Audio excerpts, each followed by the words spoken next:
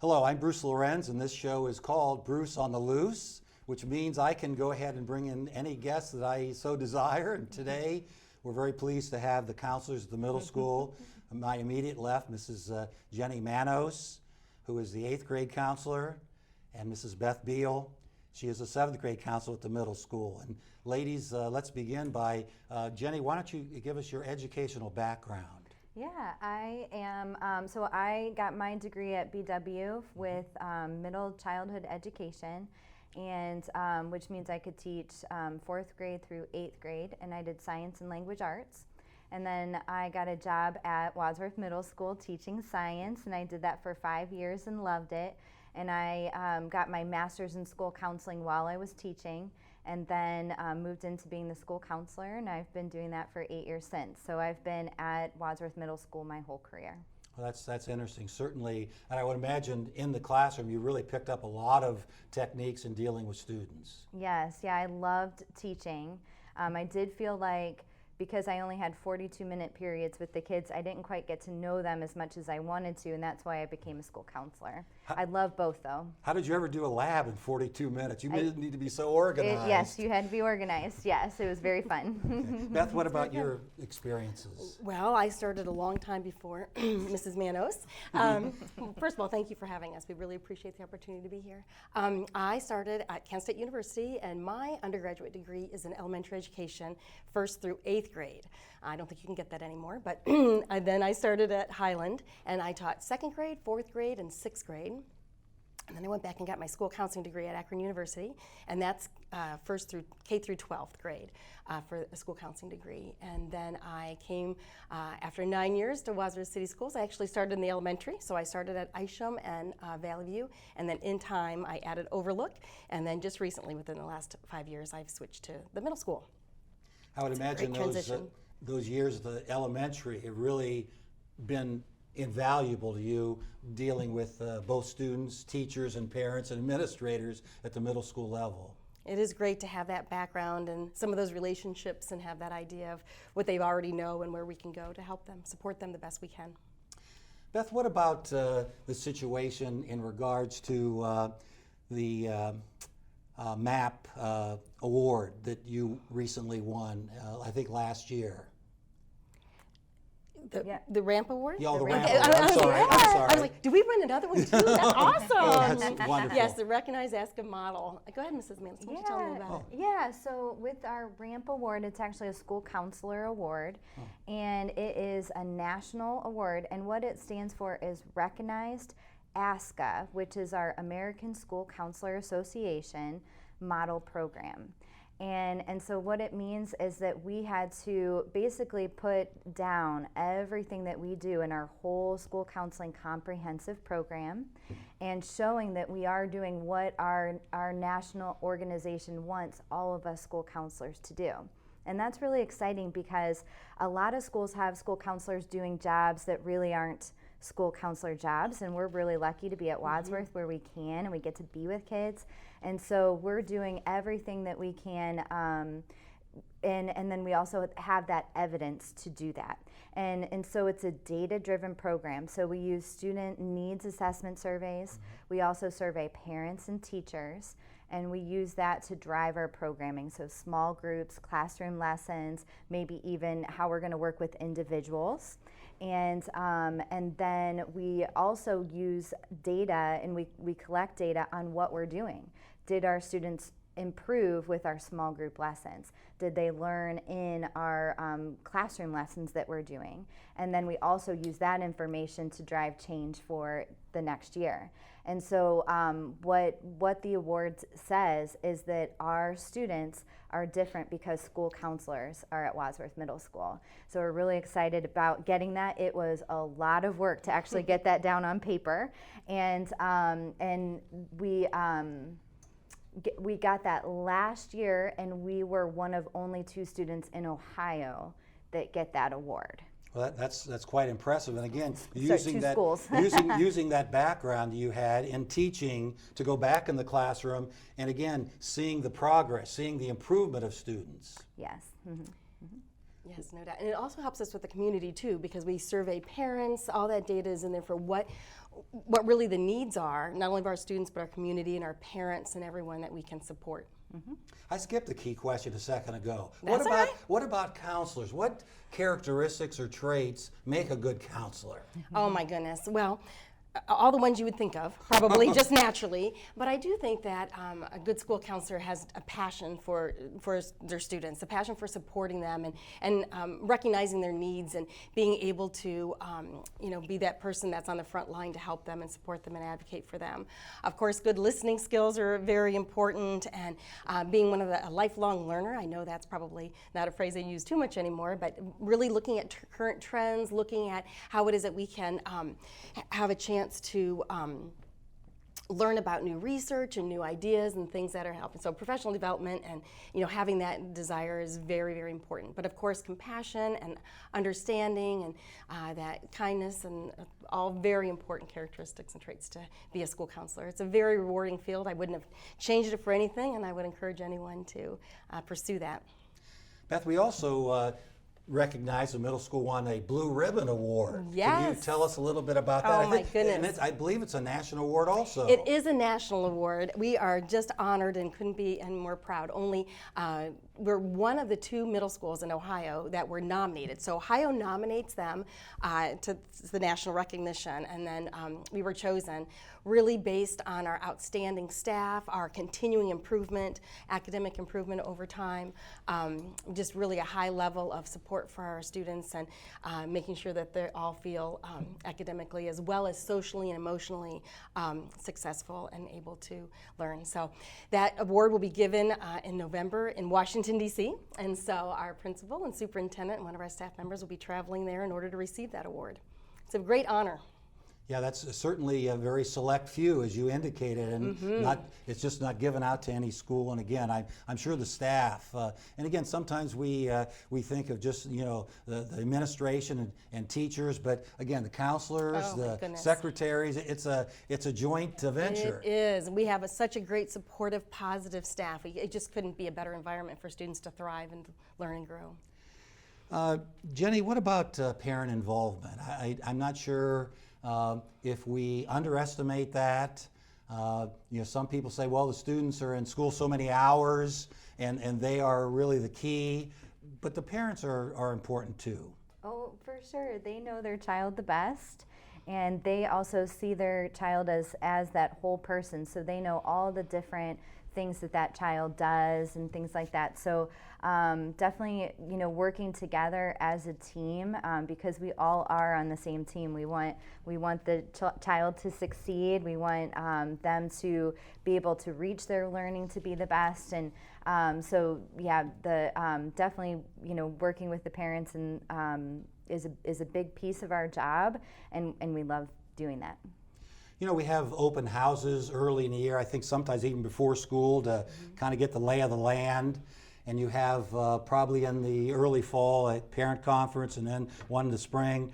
But parents don't have to wait to those junctures to make contact, especially if they have a feeling or if the child says things aren't going well in my language arts class or whatever. That's the time to intervene, wouldn't it be? Yeah, definitely. Before it becomes a really big deal, know that that the teachers care about your child. They want your child to do well. A really big deal is to pay attention to progress book and to be on our progress book. That's the best form of communication right now that we have, is that you can see the grades, as the teacher updates them. So most teachers are doing that, at least, weekly or every couple weeks or things like that. So you can see the grades before it becomes, on the report card or things like that. A lot of teachers write a lot of comments on there, and that can be helpful too.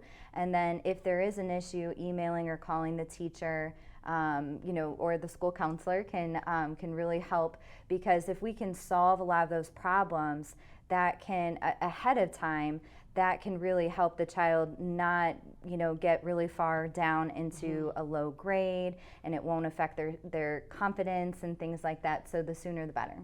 Right, I would imagine that would be the case. Thank you very much for that. Beth, what about, we get started in mid-August, seems like earlier and earlier the school year starts.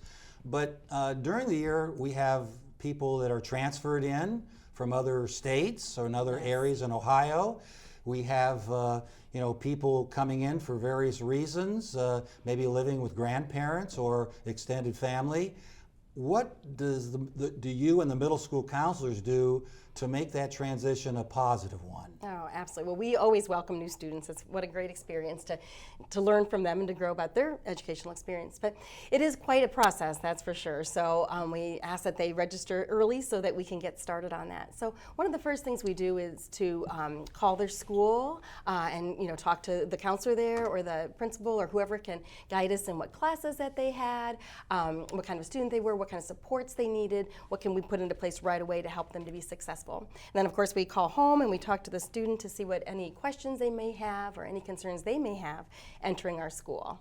And then we ask for their files to come and we look through their permanent file and we take some time kind of getting to know them and figuring out what would work best for them in that situation. And then we actually get a host for them. So there's a middle school student who is with them and they kind of meet them and we do a tour before they even come for their first day. So they have kind of the lay of the land and know where everything is in their classes and they try their locker. The locker in the middle school is always a big deal. And that host then, the first day of school, will meet them and then they're released from their classes so they can go with them all through the day. So they go to the next class and pick them up and take them to the next class. So they have a familiar face during the day and then they invite them to eat lunch with them. Excuse me. So they eat lunch with them and hang out with them and we'll see how many, we usually do it for just 1 or 2 days, but we see what their comfort level is and how they're doing and things like that so we can get them involved and feel like they're comfortable right from the start. It seems like you do a myriad of things to help students relax, and I would think that they would pass it on to parents and they would be relieved because I'm sure they would worry that things would, sometimes, getting off to a good start is so significant. Oh, invaluable. It's important.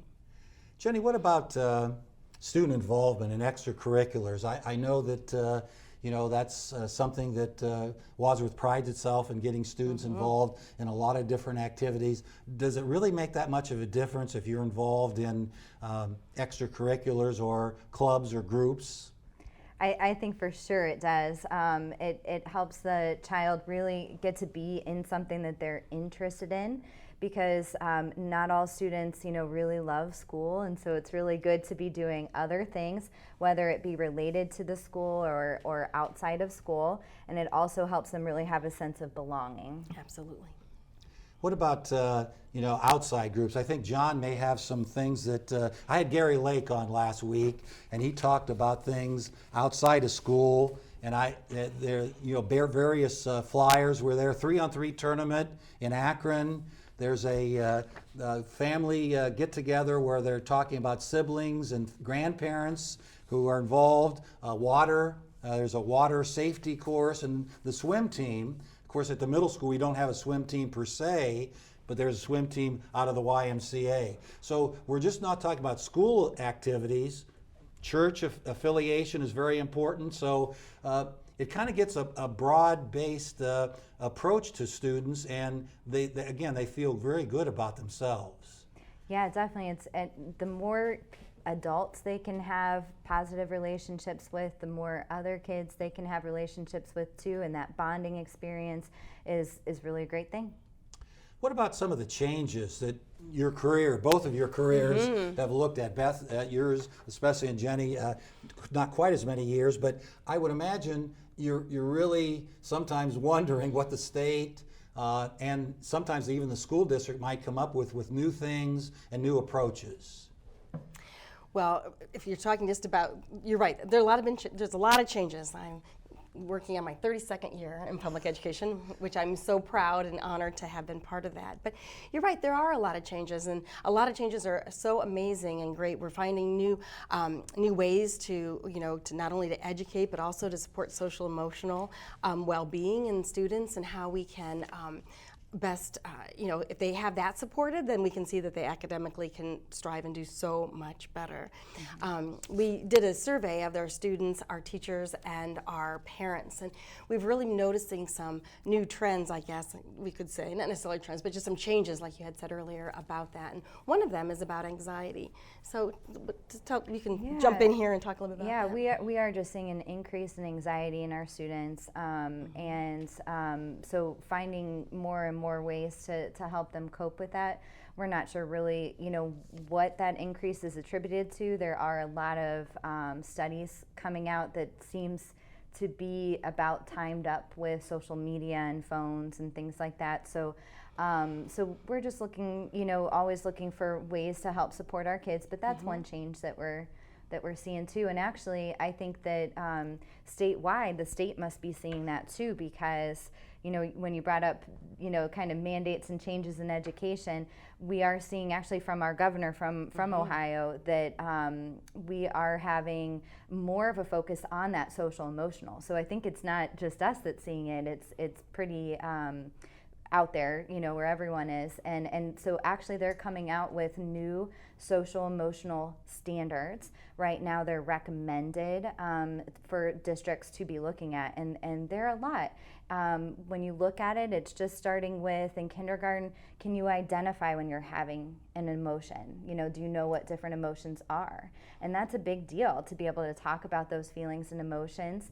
And yes, if we can support a child in that, they're more ready to learn and succeed academically. Yeah, it certainly makes a great deal of sense. Do you think some of the anxiety and pressures coming maybe from the home or from grandparents, or do students put pressure on themselves sometimes? Everybody's different, but yes, I do see students putting a lot of pressure on themselves, and they're even able to say, my parents, aren't worried about this as much. Now, sometimes that is the case where the parents might be really wanting their child to have really good grades or things like that, but it really depends on the child. Everybody's different. The 8th grade, Beth, goes to Washington, D.C. every spring, Yes. and I'm sure they look forward to that. And some of the students, that may be the only time they ever go there, which in a way, again, tip my hat to the school for organizing that. It's not an easy task. Maybe could you go into how that decision was made, and who can go, and Sure. if there are students that financially can't make it, do we find ways to send those students as well? Well, this is all hats off to Mr. Jackson. He is, this is his baby, and he works really hard to make it a really positive experience for all students. I think students start to look forward to Washington, D.C. trip probably in 4th or 5th grade. I think it's kind of like one of the highlights of their educational career. So I think it's really a good opportunity. And now I heard you say, only chance to get to Washington, D.C., but sometimes I think it's their first chance of even coming out of Wadsworth, to be on traveling and to be on the road and to stay in a hotel. It's really very exciting. We do have programs in place that Mr. Jackson helps students that financially can't afford it, and he speaks with them and with their family, and so he really advocates on that end of things for our students. In our community, a lot of community members just came out to donate money to help students too, so that was really neat. That was really nice. The trend for maybe when you and I weren't in college, Beth, but for colleges to really focus on students studying abroad. Yes. My daughter's studied in Italy and also Scotland, and it's something now that's just randomly done all the time, and it just opens students up to another way of life and how people do things differently. Well, even just to prepare for our Washington, D.C. trip, our staff is amazing. The teachers in language arts, they focus on the Holocaust. So across curriculum, all of the areas are working towards this Washington, D.C. trip. So our social studies department does a great job with government and all those types of things. And the math department, everybody is working hard to prepare the students academically for that trip. And then while they're there, they just get such a I think, one of the best parts for me, sometimes I feel like they get humbled when they just see they're part of such a big, amazing, just the United States, and all of the things that go with that really is prideful for them. And I think they get through that, and they have a sense of civic pride. I think they have a sense of belonging to a great nation. I think they have a sense of all kinds of wonderful things. One of the things that I really love about the Washington, D.C. trip is that we visit the wall, and so one of the things that they do is they take the students from Wadsworth City Schools that had died in the war, and we take their names and we find their names on the wall, and we etch them, and the students have one of those names, and then we make a collage for the American Legions. And I think it really makes that one more impactful for the students, and I think they come out of there with a real sense of being grounded, in the real sense of what it means to be an American. One trip that I really can never forget is the first time I saw the changing of the guard, the Tomb of the Unknown. And I asked the student how many steps the soldier had, and they really knew, and they were really focused in watching the precision and the meaningfulness of that ceremony. Yes. It's unbelievable. It is unbelievable. They're well prepared, and we've laid a wreath, and so we have a writing contest, so they all have to write in order to get chosen, in order to be one of the ones that has the privilege to lay the wreath. Jenny, your counseling dynamic duo doesn't operate in a vacuum. What do you meet with the other counselors occasionally and talk to them and see how the high school counselors, what they're seeing, and then elementary? I would think that would be important. Oh yeah, we work together. We're a great team of counselors, and so we have elementary counselors. We've actually increased, so we have a couple new elementary counselors, and then our high school counselors too. So yes, a lot of times we might be talking department-wide. What are we doing? Kind of making sure with lessons that we're doing. For about 5 or 6 years, we've been doing from coordinated 6th grade on up, specifically with our signs of suicide lessons, and making sure that we're coordinated in that. Lots of other things that we need to do to work together, but also on the student level too. So when we're transitioning kids from one school counselor to a next, we talk about them, to talk about here's maybe strategies that help them cope, or here's what allows them to do the best in the classroom, things like that, so that their transition from building to building is more seamless. Beth, what about the staff, the teachers? How are some of the things that and of course they're very busy, they're in their classrooms so much during the day, and with your meetings and meeting with students, it's sometimes kind of difficult, I would think, to talk to them one-on-one. How do you go about doing that and helping the students? Well, I think our staff is always open to talking, and they make the time. But we're very lucky. We have a period called IE that we can support students in. So a lot of times when we're looking at their academic success and things like that, then we can schedule into that time. But teachers are available before school and after school, and they have their planning period. And there's a lot of I think everyone's open to working together as a team for the best interest of their students. Jenny, then the next step, then the administration. Do you talk to the administrators about concerns you have and things that are on your radar? Definitely, we work together. A lot of times it is maybe the same students that we're working with, and our principals are really caring and telling us, I'm worried about this child, maybe they got in trouble, but they also need supported too, and so they'll let us know about them. So yeah, we definitely talk, and we're also wanting to make sure that the whole school is on the same page with all of our programs and things like that. So we have to talk constantly to be on top of where we're going, because the school year moves fast. Beth, what about parents? And now it seems though we see some students now being coordinated by grandparents. Sure. Does that add a special dimension to that communication? I don't know if it's very different, but we do really want to communicate with them and make sure everything is going smoothly, and what can we do to support that relationship or that transition if that were to occur. We also we have a letter for grandparents that we wrote for the district that helps them with a lot of things that have changed since possibly their children were in school, like the technology piece, and Mrs. Manos mentioned progress book earlier, and ways that they could support them academically as far as checking that progress book every day, and anything, that communication, the email, more communication with the teachers. We do an IE lesson, and we've been sending those home to parents, and we have a lot of communication that way. Jenny, it seems like we know the students that are high achievers, and we know the students that make sometimes poor decisions along the way and are not succeeding. But what about the students in the middle? How are you trying to reach out? Sometimes they kind of fall through the cracks. I don't know. They are, I don't know if they do anymore. We Okay. really do get to know all of our kids.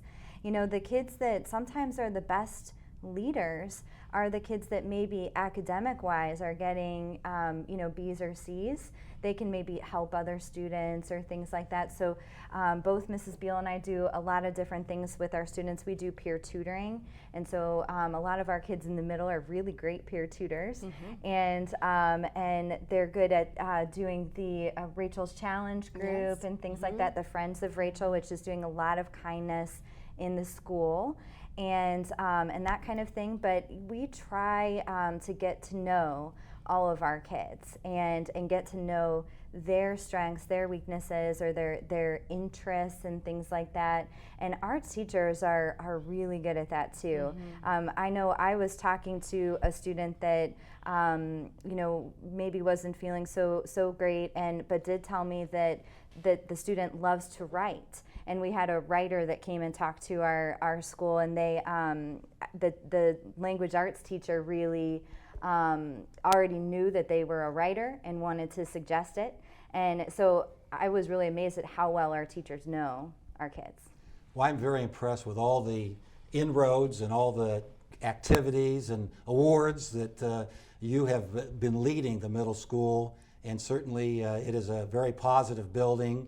And I thank the viewers for watching this show, and we'll have a very interesting guest next week. Thank you.